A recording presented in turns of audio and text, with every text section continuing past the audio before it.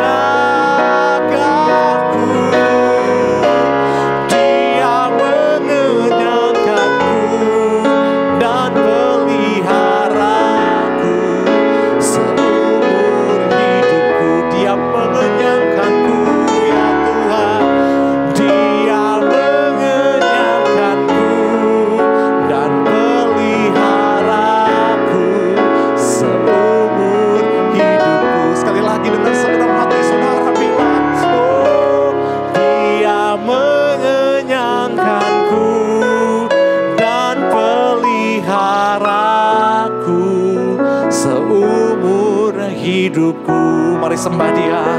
Oh Tuhan, Kau Allah yang menjaga, Kau Allah yang melindungi, Kau Allah yang memenuhi kebutuhan kami.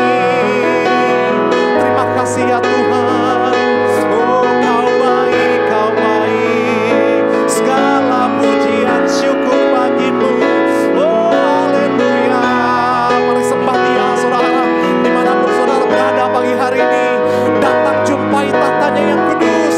Dia Allah yang hidup, Dia Allah yang mengetahui, Dia Allah yang melihat.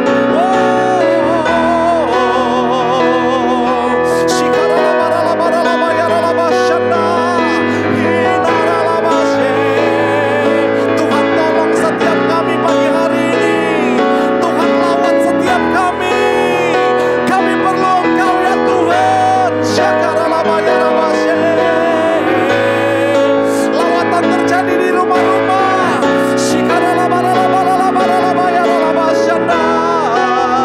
Terima kasih. Kau segalanya buat kami.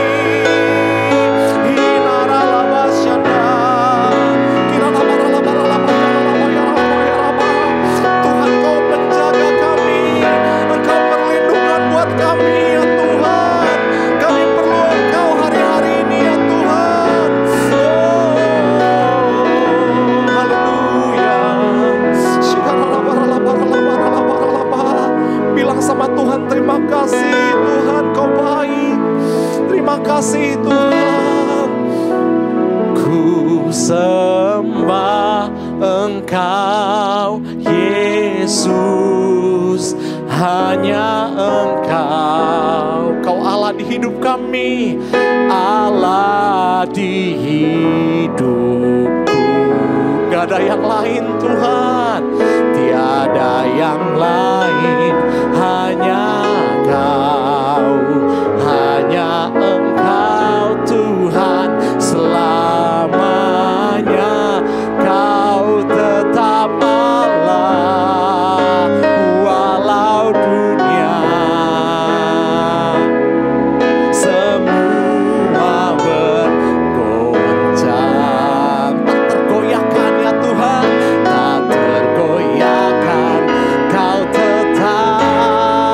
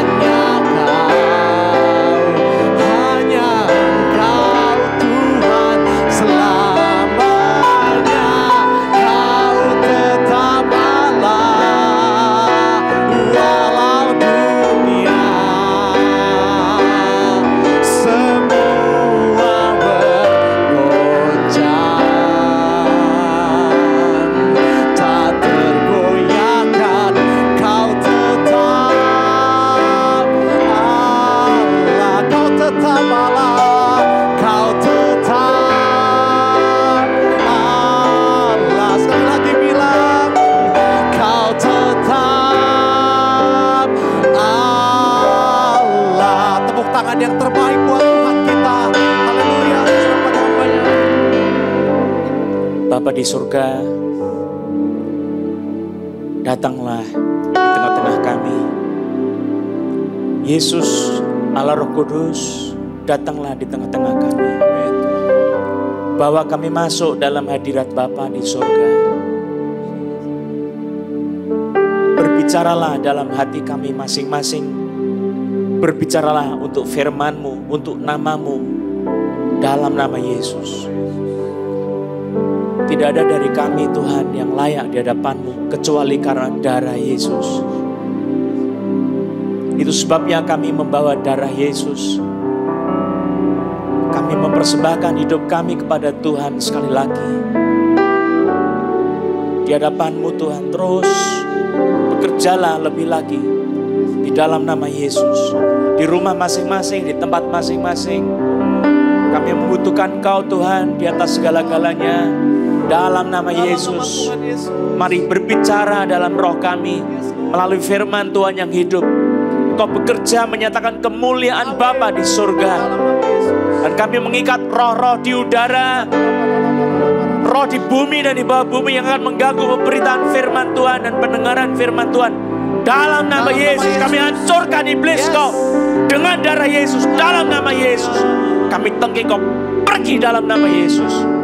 Kami masing-masing anak-anak Tuhan diberkati, dijamah oleh Roh Kudus, dilepaskan dari cengkeraman iblis dengan darah Yesus. Dalam nama Yesus, kami dilepas oleh kuasa nama Yesus. Terima kasih Tuhan. Roh Kudus datanglah sebagai roh wahyu, roh hikmat, roh kuasa, roh kesembuhan, roh mujizat, roh nubuat, roh kemuliaan. Dalam nama Yesus, bekerjalah Roh Kudus, datanglah. Mari jamah setiap kami demi nama Yesus. Sudah ada orang yang badannya sakit sekali seluruh tubuhnya, Tuhan sembuhkan kau dalam nama Yesus. Sudah tidak lagi rasa pusing, meriang-meriang tubuh semua hilang oleh nama Yesus. Terima kasih Tuhan. Ada orang yang penuh khawatir pada saat ini. Engkau diberi damai sejahtera yang besar dalam hati saat ini. Buka hatimu terus, Allah sedang menjamah engkau. Di dalam nama Yesus kami hardik roh khawatir itu. Keluar dalam nama Yesus. Pergi dalam nama Yesus. Keluar dalam nama Yesus. Dijamah sehingga tidak ada lagi khawatir yang menekan hatinya. Demi nama Yesus. Ada orang yang lengannya sebelah kanan sakit, juga lengan sebelah kirinya. Hampir seluruh tangannya ini lemas seperti piansui. Sekarang disembuhkan oleh Tuhan. Terima kasih Tuhan. Kami mempersembahkan waktu ini ke dalam tangan Tuhan. Mari Kau bekerja menjamah kami. Demi nama Tuhan Yesus Kristus kami bersyukur berdoa. Haleluya. Amin. Saudara, puji syukur bagi nama Tuhan Yesus, kita boleh beribadah berbakti bersama-sama walaupun masih online. Saudara, pada hari ini saya ingin membahas satu topik, yaitu tentang kesempatan lagi yang Tuhan berikan setelah satu kemurtatan yang besar. Bukan karena perbuatan baik kita, tetapi karena namanya. Nah, ini saya akan mengajak untuk memperhatikan satu bagian kitab suci, yaitu kitab Hakim-Hakim. Hakim-Hakim pasal 16 ayat yang ke-18 sampai selesai ayat yang ke-31. Hakim-Hakim pasal yang ke-16 ayat 18 sampai terakhirnya ayat yang ke-31. Saya akan membaca, demikianlah firman Tuhan. Ketika dilihat Delila bahwa segala isi hatinya, isi hati Simson, telah diceritakannya kepadanya, disuruhnyalah memanggil raja-raja kota orang Filistin. Katanya, sekali ini lagi datanglah kemari, sebab ia telah menceritakan segala isi hatinya kepadaku. Lalu datanglah raja-raja kota orang Filistin itu kepadanya sambil membawa uang itu. Sesudah itu dibujuknya Simson tidur di pangkuannya. Lalu dipanggilnya seorang dan disuruhnya mencukur ketujuh rambut jalinnya. Sehingga mulailah Simson ditundukkan oleh perempuan itu, sebab kekuatannya telah lenyap daripadanya. Lalu berserulah perempuan itu, orang Filistin menyergap engkau Simson. Maka terjagalah ia dari tidurnya serta katanya, seperti yang sudah-sudah aku akan bebas dan akan meronta lepas. tetapi tidaklah diketahuinya bahwa Tuhan telah meninggalkan dia. Orang Filistin itu menangkap dia, mencungkil kedua matanya dan membawanya ke Gaza. Di situ ia dibelenggu dengan 2 rantai tembaga dan pekerjaannya di penjara ialah menggiling. Tetapi rambutnya mulai tumbuh pula sesudah dicukur.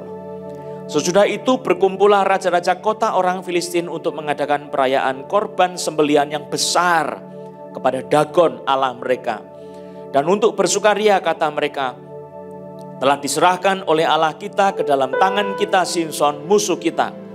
Dan ketika orang banyak melihat Simson, mereka memuji Allah mereka sambil berseru. Telah diserahkan oleh Allah kita ke dalam tangan kita musuh kita, perusak tanah kita, dan yang membunuh banyak teman kita. Ketika hati mereka riang gembira, berkatalah mereka, panggillah Simson untuk melawak bagi kita. Simson dipanggil dari penjara, lalu ia melawak di depan mereka. Kemudian mereka menyuruh dia berdiri di antara tiang-tiang.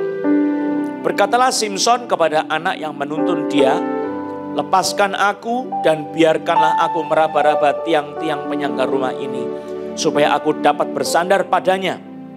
Adapun gedung itu penuh dengan laki-laki dan perempuan.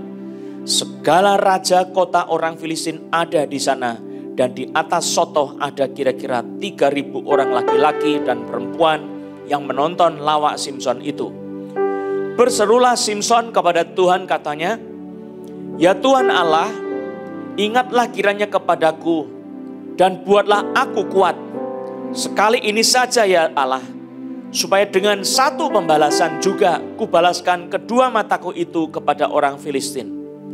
Kemudian Simson merangkul kedua tiang yang paling tengah penyangga rumah itu, lalu bertopang kepada tiang yang satu dengan tangan kanannya dan kepada tiang yang lain dengan tangan kirinya. Berkatalah Simson, biarlah kiranya aku mati bersama-sama orang Filistin ini. Lalu membungkuklah ia sekuat-kuatnya. Maka rubuhlah rumah itu menimpa raja-raja kota itu dan seluruh orang banyak yang ada di dalamnya. Yang mati dibunuhnya pada waktu matinya itu lebih banyak daripada yang dibunuhnya pada waktu hidupnya.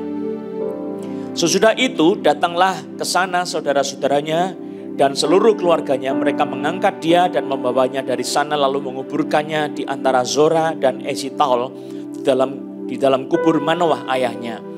Dia memerintah sebagai hakim atas orang Israel 20 tahun lamanya.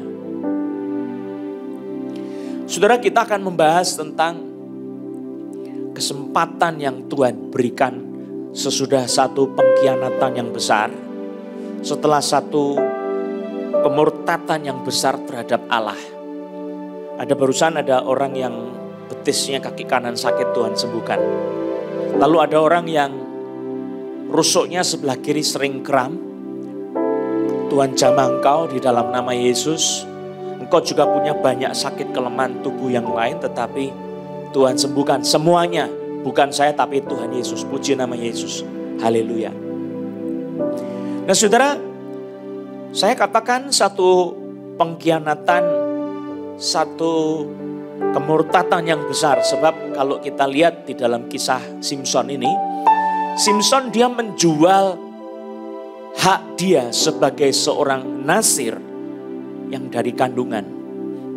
Dia mempersembahkan secara cuma-cuma tanda kenasiran yang paling vital, yaitu di kepalanya, kepada perempuan yang dia cintai yang berasal dari lembah Sorek namanya Delila.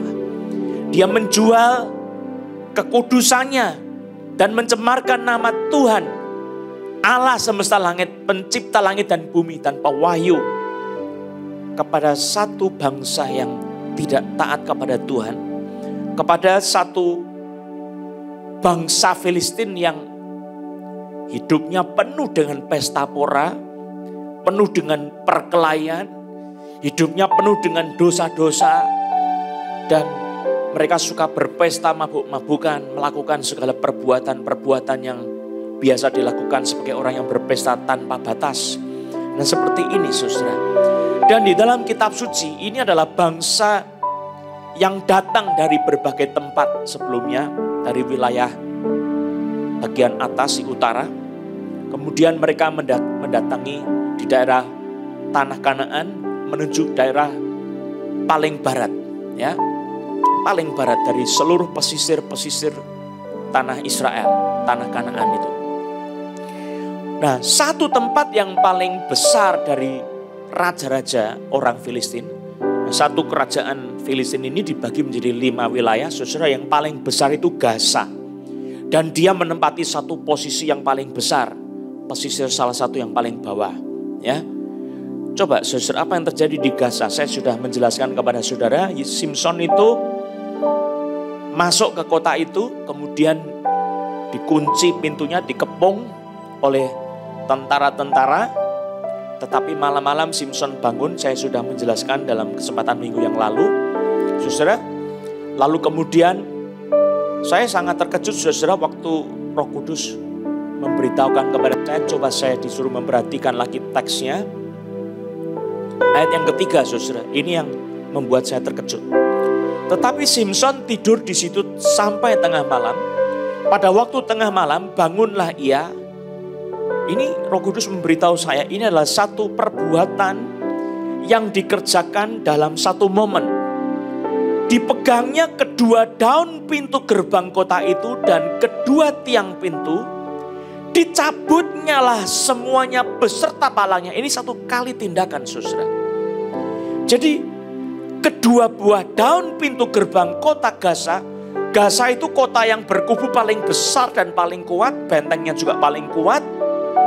Ini adalah sesuatu yang luar biasa yang membuat saya kagum sekali, saudara. Kedua daun pintu gerbang kota dan kedua tiang pintu dipegang sekaligus. Lalu kemudian dicabut oleh kekuatan dari Simson yang dari Roh Allah sendiri. Beserta semua palangnya. Diletakkannya di atas kedua bahunya seperti seekor semut. Yang bisa mengangkat puluhan kali lipat. Dan 100 kali lipat dari badannya, saudara. Itu diangkat. Diletakkan di atas kedua bahunya. Lalu semuanya itu diangkatnya ke puncak gunung yang berhadapan dengan Hebron. Jadi ini kekuatan yang luar biasa. Nah, saudara, waktu Roh Kudus itu juga mengajari saya tentang Simson, saudara, saya diingatkan Simson itu seorang Nasir. Dan betul, orang Yahudi itu tidak ragu tentang Simson. Simson ini walaupun dia adalah seorang yang mengalahkan musuh, tetapi dia adalah seorang yang tidak suka memegang mayat. Jadi dia tidak mau memegang mayat. Orang Yahudi juga percaya waktu singa itu mati, singa itu dicoba supaya tidak disentuh sama sekali. Walaupun apa yang terkena kepada singa itu najis, madu yang dikeruk dari badan singa itu dikeruk tanpa sedikit pun menyentuh kepada mayatnya. Nah, itu tradisi orang Yahudi, saudara. Sehingga kalau kita membalik kembali teks di dalam Hakim-Hakim pasal yang ke-15, prestasi Simson waktu dia berperang melawan pasukan orang-orang Filistin di Ramat Lehi, dia pukul orang-orang Filistin itu dengan rahang keledai, dan itu mayatnya bergelimpangan di atas gelimpangan, hips upon hips, terus bertumpuk-tumpuk menjadi sebuah bukit yang tinggi. Saudara, itu bukan mayat yang dipukul, kemudian mati, rebah, dilemparkan ke atas. Bukan. Tetapi satu pukulan Simson bisa menghancurkan musuh, sekaligus memelantingkan musuh naik ke atas. Jadi satu kekuatan yang luar biasa. Simson tidak menyentuh nyawa mayat mereka setelah mereka mati. Jadi membentuk satu bukit yang besar. Itu kekuatan Simson yang luar biasa. Tidak lain dan bukan sesuatu yang mustahil. Itu hanya pekerjaan Roh Allah yang hidup. Luar biasa, saudara. Tetapi semua kegemilangan ini diserahkan oleh Simson hanya karena dia mencintai seorang perempuan yang bernama Delila. Sudah buta rohani. Barusan ada orang yang kakinya sebelah sini, kaki kanan, kau mungkin olahraga terlalu keras, ada cedera atau sakit di situ, Tuhan sudah sembuhkan kau. Puji nama Yesus. Saudara, Simson ini begitu cintanya sama Delila sampai dia itu rela mempersembahkan kenasirannya dan tanda kenasirannya kepada Delila, dan dia di situ harus disiksa, dihancurkan, ditindas, dan dia dicungkil kedua matanya. Saudara, Itu sesuatu yang mengerikan sekali. Sebab Simson ini adalah seorang pemimpin dari bangsa Israel. Seorang hakim-hakim yang memerintah bangsa Israel. Dia harus mengajar Taurat kepada bangsa Israel. Bukan cuma dia memimpin secara administratif. Tetapi dia seorang hakim-hakim yang harus mengajarkan Taurat kepada bangsa Israel. Tetapi dia sendiri jatuh di dalam dosa waktu dia memata-matai kota Gaza. Yaitu kota terbesar dari kerajaan Filistin. Nah saudara-saudara yang dikasih Tuhan, ada satu perkara yang terjadi saudara. Saya ingin menggarisbawahi itu di dalam ayat yang ke-22. Ayat 21 saya baca dulu. Orang Filistin itu menangkap dia, mencungkil kedua matanya dan membawanya ke Gaza. Di situ ia dibelenggu dengan 2 rantai tembaga dan pekerjaannya di penjara ialah menggiling. Baru saja ada orang pinggangnya sebelah kanan ini sakit, nyeri, ada syaraf kejepit. Juga saudara sampai ke kaki di sini, kau disembuhkan oleh kuasa nama Yesus. Haleluya. Ayat 22. Tetapi rambutnya mulai tumbuh pula sesudah dicukur. Saudara, kalau saya membaca teks di dalam bahasa aslinya, saudara, itu ada sesuatu yang segera sesudah dicukur, saudara, itu rambutnya segera tumbuh. Ada satu mukjizat yang terjadi, saudara. Nah, saya ingin menggarisbawahi kenyataan ini, saudara. Kalau saudara biasa mencukur rambut, saudara, maka rambut saudara akan cepat tumbuh. Tapi kalau saudara tidak pernah cukur rambut, ya saya kira semua orang anak muda yang punya kumis, punya jenggot, itu coba mau cukur pertama kali, itu saudara punya cukuran pertama, tidak akan tumbuh-tumbuh itu. Betul tidak? Tidak akan tumbuh. Kenapa, saudara? Sampai lama tumbuhnya, berminggu-minggu baru tumbuh. Tetapi gambaran teks kitab suci itu adalah cepat sekali. Tetapi rambutnya mulai tumbuh pula sesudah dicukur. Jadi ini ada satu tanda di mana Tuhan memberi kesempatan kembali kepada Simson sesudah dia berdosa di dalam segala perbuatannya yang meninggalkan Tuhan. Walaupun Simson dikatakan ayat yang ke-20, lalu berserulah perempuan itu, orang Filistin menyergap engkau Simson. Maka terjagalah ia dari tidurnya serta katanya, seperti yang sudah-sudah aku akan bebas dan akan meronta lepas. Tetapi tidaklah diketahuinya bahwa Tuhan telah meninggalkan dia. Jadi Tuhan sudah meninggalkan Simson, tetapi walaupun demikian Simson pasti cukur, itu rambutnya tiba-tiba tumbuh, saudara, segera tumbuh. Di dalam bahasa aslinya, saudara, kata tumbuh itu pakai kata samah. Sama itu bertunas, tumbuh meninggi, terbit tumbuh, berkuncup, menyebabkan tumbuh membesar menjadi dewasa, menyebabkan melompat maju, menyebabkan bertumbuh. Jadi tumbuhnya itu bukan sesuatu yang normal, saudara. Tumbuh memang ada yang biasa, tetapi kalau saudara membaca di dalam teks terjemahan Young Literal Translation, begin to shoot up, segera sesudah dipotong. Jadi mulai melonjak, mulai menjulang, digerak rambutnya itu kalau orang Jawa bilang, saudara. Jadi ada orang yang rambutnya itu lemes, tapi Simson itu rambutnya tegak menjulang. Mulai tegak menjulang. Muncul satu benih-benih yang baru, walaupun sudah dicukur, saudara. Dan terus bertumbuh. Dan Simson pasti punya strategi bagaimana dia harus mengalahkan mereka. Dia berpura-pura tidak kuat. Dan pekerjaannya dia menggiling gandum, ya, mengirik gandum di situ. Nah, saudara, Simson ini sudah mengalahkan 1000 dalam satu kali momen, memukul dengan rang keledai. Dan nama Simson seperti selebritis pada saat itu dikenal di seluruh tempat di Israel. Seluruh Israel, orang Dan, orang Yehuda, semua kenal Simson. Apalagi orang Filistin. Nah, semua kepengen tahu Simson itu seperti apa, saudara. Kalau dengar cerita, saudara, tiang yang tinggi besar, lalu daun pintu dua-duanya berserta palanya, semua dipegang, diangkat oleh Simson dalam sekali gerak, saudara. Lalu ditimpakan di punggungnya, dibawa naik ke atas gunung. Mungkin 10 km, 20 km kita tidak tahu, saudara. Naik ke atas gunung, saudara. Luar biasa sekali.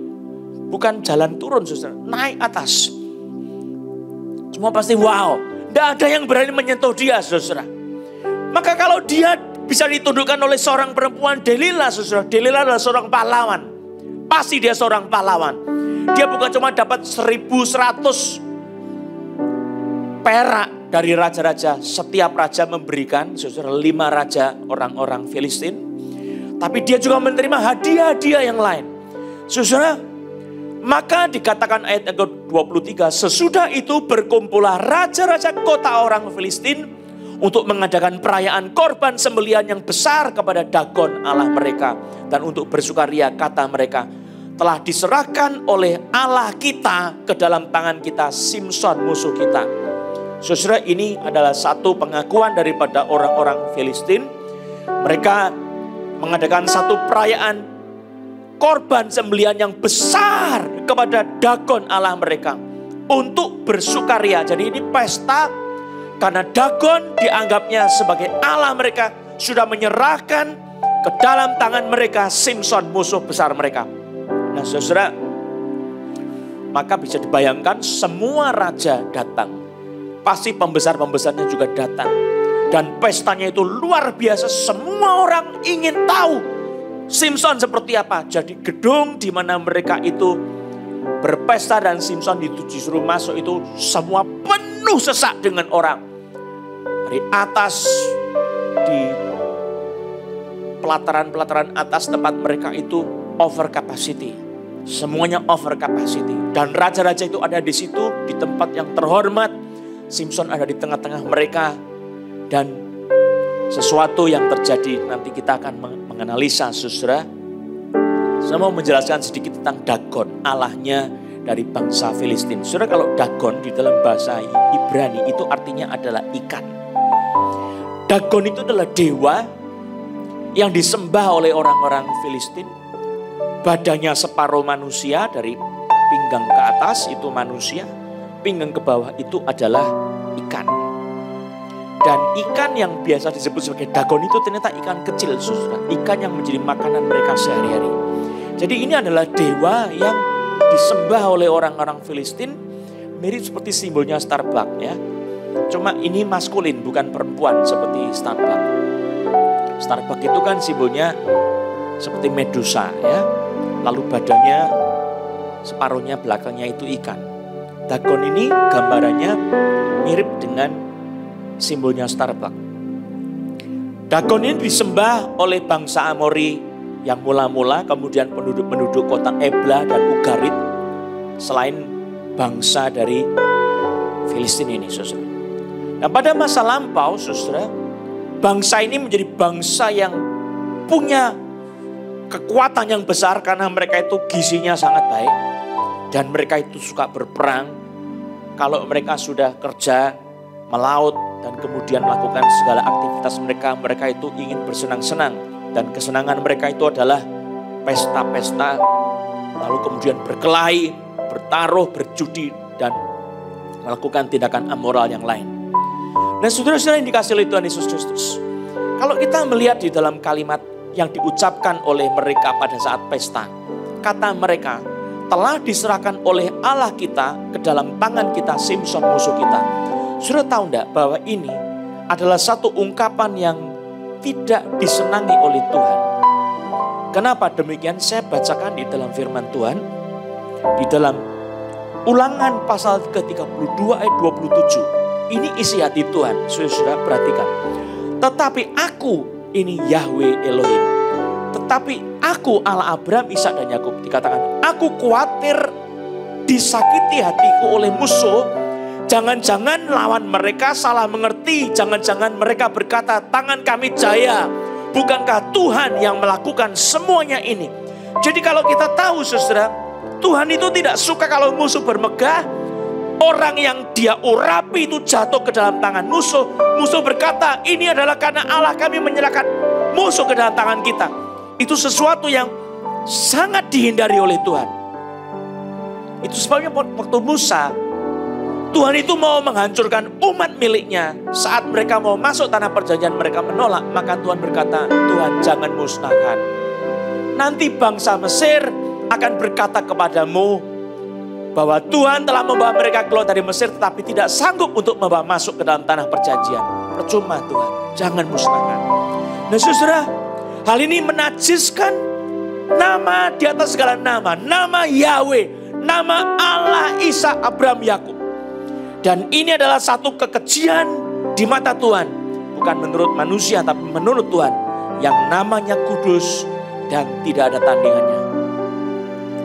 Maka saudara, hal ini saja perkataan mereka membuat satu tindakan pesta pora demi Dagon mereka. Saudara, bisa menjadi alasan tunggal bagi Tuhan untuk bertindak karena namanya sendiri menghancurkan musuh. Saya mau baca di dalam Yeskiel 20 ayat 14. Tetapi aku bertindak karena namaku, supaya itu jangan dinajiskan di hadapan bangsa-bangsa yang melihat sendiri waktu aku membawa mereka keluar. Jadi saudara, Tuhan tidak mau namanya dinajiskan. Aku bertindak karena namaku supaya itu jangan dinajiskan di hadapan bangsa-bangsa.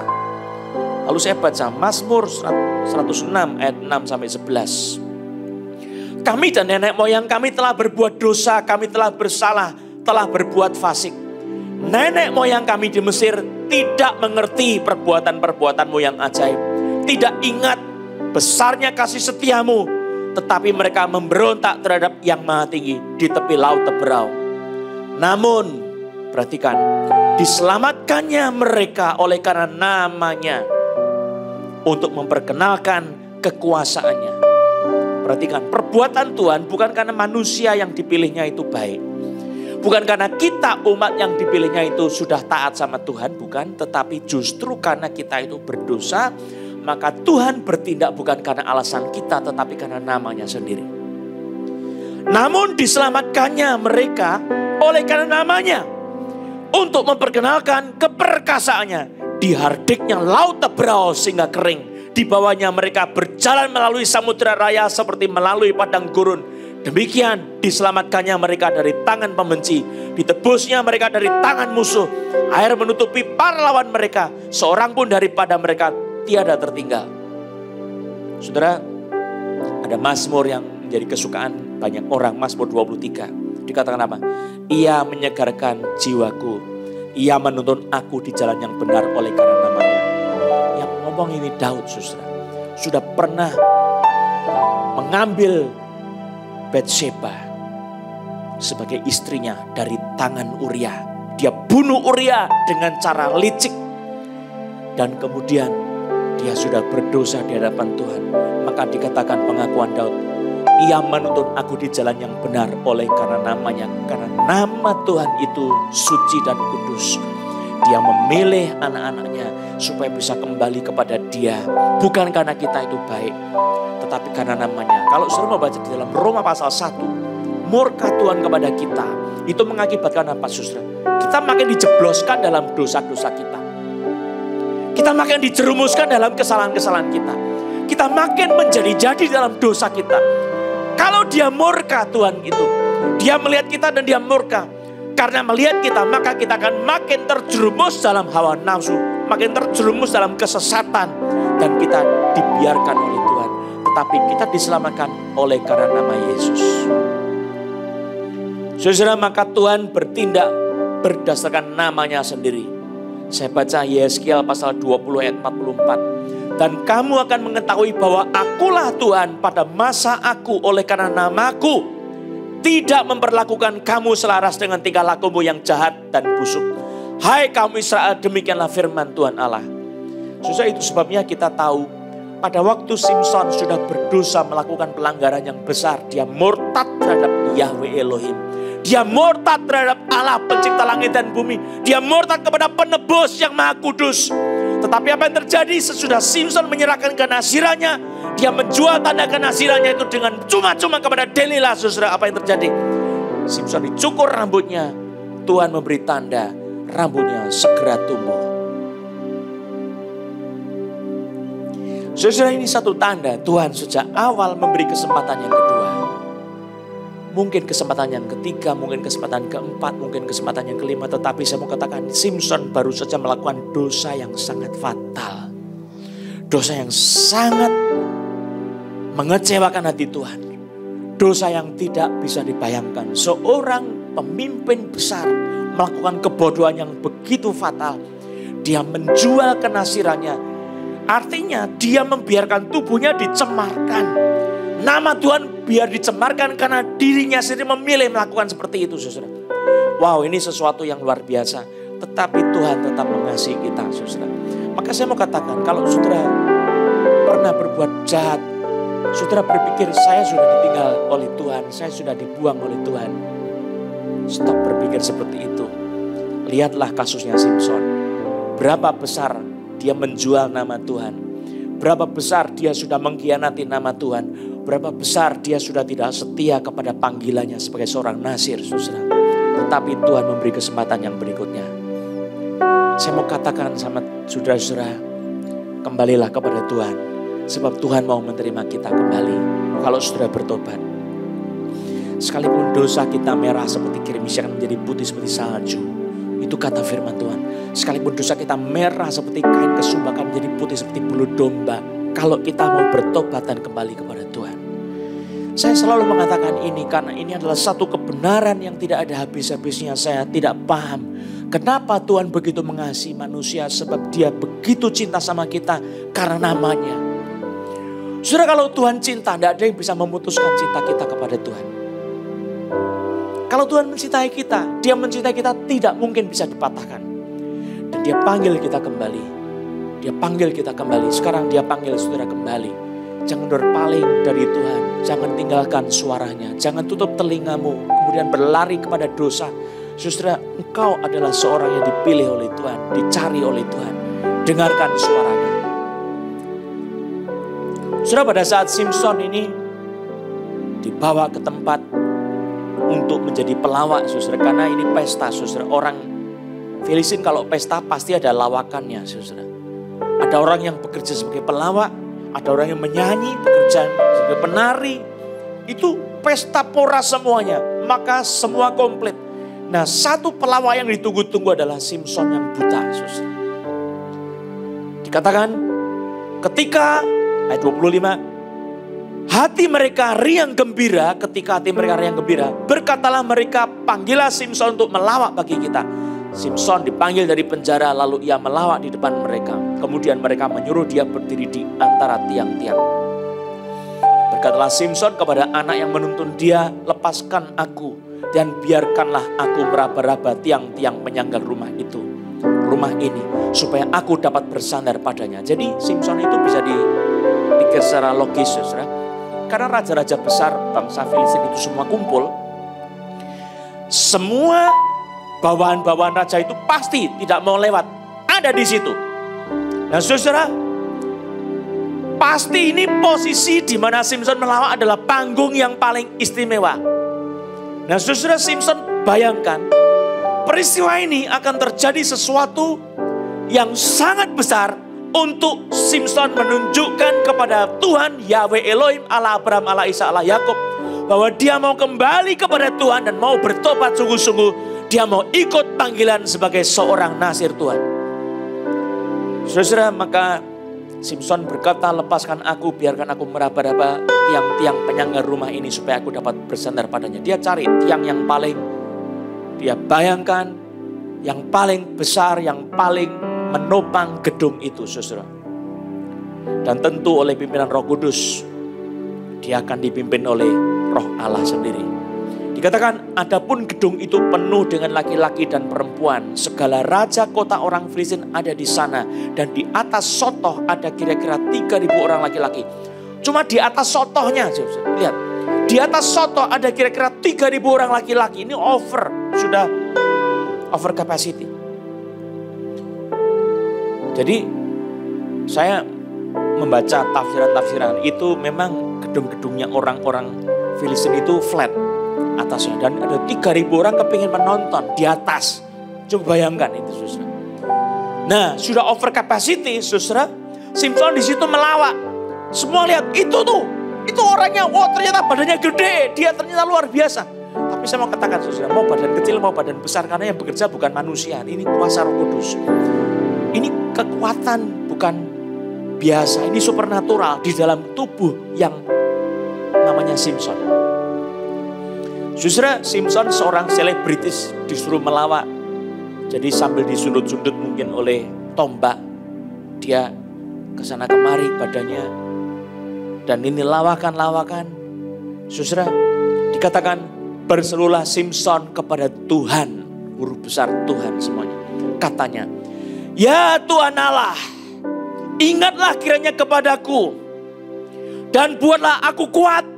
Sekali ini saja ya Allah. Supaya dengan satu pembalasan juga kubalaskan kedua mataku itu kepada orang Filistin. Sesuai adalah doa penyerahan kembali kepada Tuhan. Dia minta Simson untuk mendapatkan perhatian Tuhan, perkenanan Tuhan, supaya dia menjadi kuat kembali dan dia memiliki segala kekuasaan Roh Kudus di dalam tubuhnya, dan dia dipakai oleh Allah Roh Kudus untuk melakukan satu pembalasan demi nama Tuhan, Allah Abraham, Allah Ishak, dan Allah Yakub. Saudara, kalau saudara memperhatikan kata yang dipakai itu sangat kuat sekali waktu Tuhan meninggalkan Simson. Saya baca di dalam kitab suci, dalam ayat yang ke-20, ayat yang ke-20, Tuhan meninggalkan Simson. Kata meninggalkan itu dipakai istilah sur. Sur itu mematikan, memadamkan, menolak, menampik, mundur, memungkiri, menjauhkan diri, menghindari, meninggalkan, tidak diselesaikan, mencabut, menyisihkan, membunuh, memberantas, memadamkan, memberontak, melawan, membangkang, mencopot, melucuti, merasa jijik, merasa ngeri, mengesampingkan, melarikan diri, berpaling, menarik diri, mundur, membatalkan. Saya tahu artinya apa? Udah demikian rupa Allah bertindak, tetapi dia tetap menunjukkan kasih sayang yang besar kepada Simson. Saudara, artinya apa? Masa lalu, kalau kita pernah berbuat jahat, berbuat dosa, meninggalkan Tuhan, melakukan satu dosa yang kecil. Saudara, Tuhan bukan Tuhan yang suka mengingat-ingat dosa kita lagi. Kita dipanggil, diberi kesempatan kedua. Persembahkan hatimu kepada Tuhan. Mulailah hidup lagi benar. Nah, Simson mengambil itu sebagai kesempatan untuk mati dengan cara yang besar bagi Tuhan. Dia mau jadi martir bagi kerajaan Allah. Saudara, lalu kemudian dikatakan Simson merangkul kedua tiang yang paling tengah, penyangga rumah itu, lalu bertopang kepada tiang yang satu dengan tangan kanannya dan kepada tiang yang satu dengan tangan kirinya. Berkatalah Simson, biarkanlah kiranya aku mati bersama-sama orang Filistin itu. Orang Filistin ini. Lalu membungkuklah ia sekuat-kuatnya. Maka robohlah rumah itu menimpa raja-raja kota itu dan seluruh orang banyak yang ada di dalamnya. Yang mati dibunuhnya pada waktu matinya itu lebih banyak daripada yang dibunuhnya pada waktu hidupnya. Saudara, ini gedung kita tidak tahu. Ini gedung penyembahan atau bukan. Tetapi ini pasti gedung istimewa di sebuah kota Filistin yang terbesar, kubu yang terbesar, dan semua rajanya ada di situ. Ini pasti tempat yang paling istimewa untuk pertemuan yang terbesar. Dan disitulah tempat kuburan yang terbesar bagi semua orang Filistin. Kuasa Tuhan yang mengerjakan semuanya. Dikatakan yang di atasnya saja itu 3.000 orang. Bayangkan saudara, 3.000 kayak apa? Ini seperti kolosium besar saudara. Semuanya mati. Tertimpa kepada gedung itu. Karena rupanya itu kuasa Tuhan itu bekerja. Saudara, kalau kita membayangkan struktur bangunan gedung, mungkin itu tiang bertopang satu dengan yang lain. Tetapi kalau satu roboh, saudara, mungkin robohnya itu membuat gempa yang lain-lain. Karena ini tiang-tiangnya besar-besar, saudara. Dan ini sudah over capacity, semua gedung itu rata tanah. Sehingga yang mati lebih banyak daripada yang dibunuhnya pada waktu hidupnya, saudara. 3.000 yang di atas itu mati, belum termasuk yang di bawah, semuanya mati, saudara. Saudara tahu artinya apa? Tuhan berkuasa memakai seorang yang pernah jatuh, seorang yang pernah terhilang, seorang yang pernah murtad. Tuhan masih bisa pakai kembali, asal saudara mau dipakai kembali oleh Tuhan. Dan saudara berikan hatimu kepada Tuhan. Saya ingin mengajak kita sebagai anak-anak Tuhan, kalau kita mau dipakai oleh Tuhan, saudara harus mempersembahkan hidupnya kepada Tuhan. Engkau berkata kepada Tuhan, ini aku Tuhan, aku mau dipakai oleh Tuhan. Ku persembahkan hidupku. Sekali ini ku berikan semuanya. Tidak ada yang ku tahan-tahankan. Semua ku berikan kepadamu. Seluruhnya, tidak ada yang sisa. Seluruhnya ku berikan kepadamu. Hak untuk memakai hidupku bukan lagi pada diriku sendiri. Hak untuk menggunakan hidupku bukan lagi pada diriku sendiri. Tetapi Engkau Tuhan yang punya hak sepenuhnya. Maka Engkau dipakai oleh Tuhan dengan kuasa Tuhan. Engkau akan melakukan perkara-perkara besar. Bukan menurut caramu sendiri, tetapi menurut cara Tuhan yang melampaui pikiran manusia. Saudara, engkau akan dipakai Tuhan. Kalau kau mempersembahkan hidupmu semuanya. Dan kau berkata sama Tuhan, ini aku Tuhan, seluruhnya ku berikan kepadamu. Saudara, Tuhan tidak suka kalau saudara memberikan cuma icrit-icrit kecil.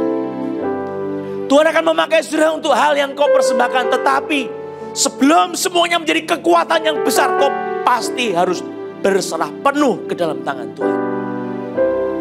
Kalau iblis diberi sedikit, dia terima itu.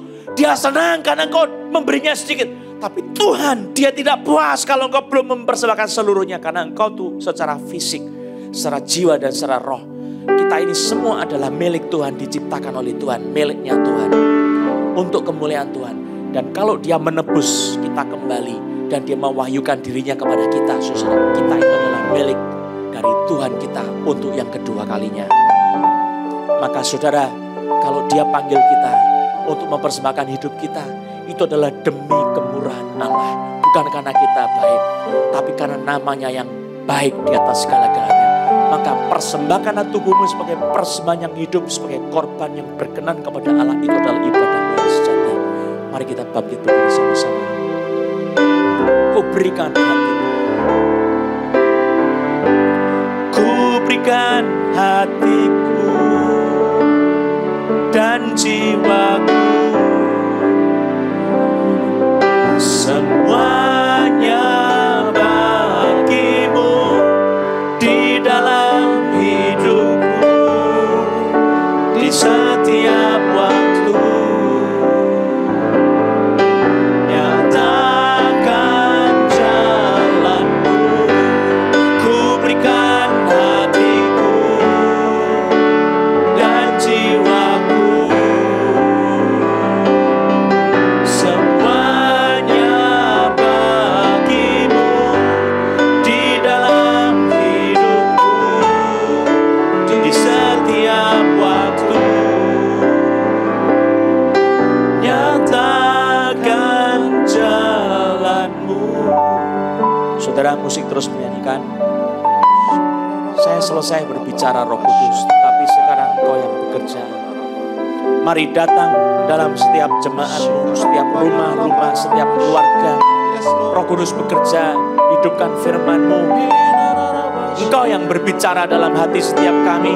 Kalau kami sudah murtad meninggalkan Tuhan, supaya kami kembali kepada Tuhan. Kalau kami sudah menyakiti hati Tuhan, taruhlah pengharapan dalam hati kami bahwa Engkau tidak membuang kami selama-lamanya. Engkau mau memakai hidup kami untuk kerajaan Allah. Kalau kami pernah setia kepada Tuhan, pernah cinta Yesus, sekarang benci sama Yesus.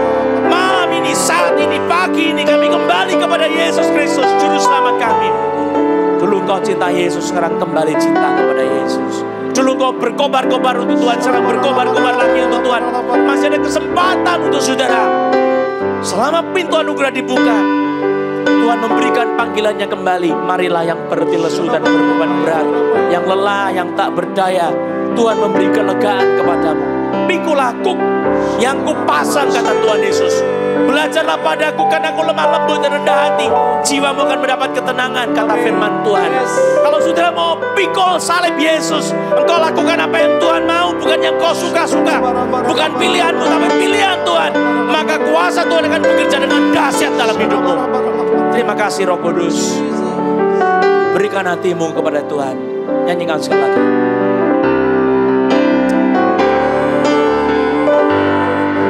Berikan hatiku dan jiwaku, semuanya bagimu di dalam hidupku, di setiap waktu. Nyata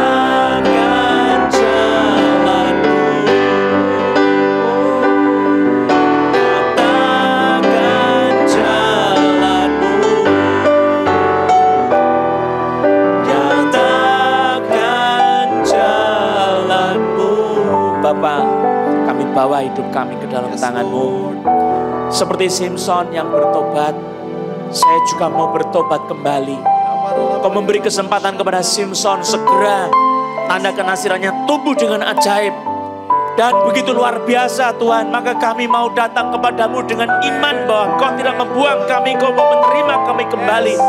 Mari Roh Kudus, hidupkanlah Injil kuasa Allah dalam hati kami masing-masing. Sekalipun dosa kami merah seperti kirmis, kami menjadi putih seperti salju. Sekalipun dosa kami merah seperti kain kesuma, kami menjadi putih seperti bulu domba. Oleh karena kuasa nama Yesus, jamah kami masing-masing demi nama Yesus. Roh Kudus menjamah hati, bekerja mengalir dalam hati kami masing-masing, memulihkan hati kami dalam nama Yesus. Roh Kudus lepaskan pengampunan-Mu, anugerah-Mu dalam nama Yesus. Kuasa-Mu mengalir kembali, memakai kami kembali dalam kerajaan Allah demi nama Yesus. Haleluya. Terima kasih Tuhan. Meteraikanlah firman-Mu dalam hati kami, biar kami hidup sampai mati untuk Yesus. Kami mempersembahkan hidup kami, selama-lamanya kami setia demi nama Yesus Kristus. Terima kasih Tuhan. Haleluya. Saya mau berdoa buat teman-teman yang sakit. Mari tumpangkan tanganmu di atas tempat yang sakit. Dalam nama Yesus. Oleh kuasa Roh Kudus, dalam nama Yesus, kami menghancurkan setan-setan yang membuat sakit. Dalam nama Yesus, roh kelemahan, roh buta, roh tuli, roh lumpuh, pergi dalam nama Yesus. Roh kanker, keluar dalam nama Yesus. Roh autoimun, keluar dalam nama Yesus. Darah Yesus menyucikanmu. Oleh darahnya engkau dikuduskan, dan oleh bilur-bilurnya kau terima kesembuhan. Roh Kudus yang mengalirkan kuasa bilur-bilur Yesus itu, kau terima kesembuhan dengan iman dalam nama Yesus. Terima kasih.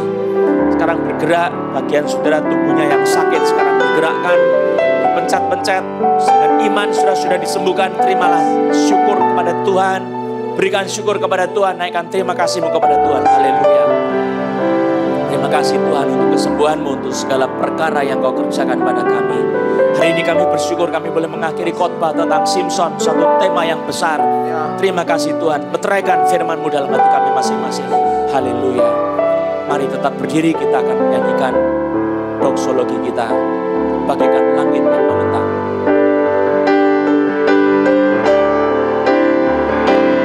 Bagaikan langit yang membentang, begitu luas kasih Tuhan, tiada terhitung pertolongan-Mu dalam hidupku.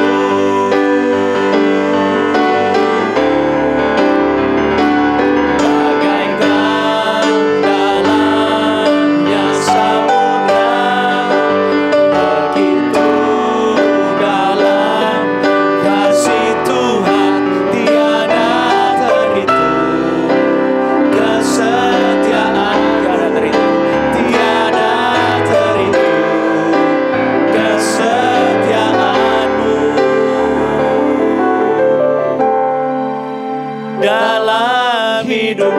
Mari arahkan hatimu kepada Tuhan dan terimalah berkat-Nya. Kiranya anugerah sejahtera dari Allah Bapa kita, pertolongan anugerahnya, kasih-Nya dari Tuhan Yesus Kristus, serta persekutuan, penghiburan dari Allah Roh Kudus menyertai saudara sekalian. Kau diberkati, dilindungi, mendapatkan kasih karunia dan damai sejahtera-Nya hari ini sampai Maranatha. Amin.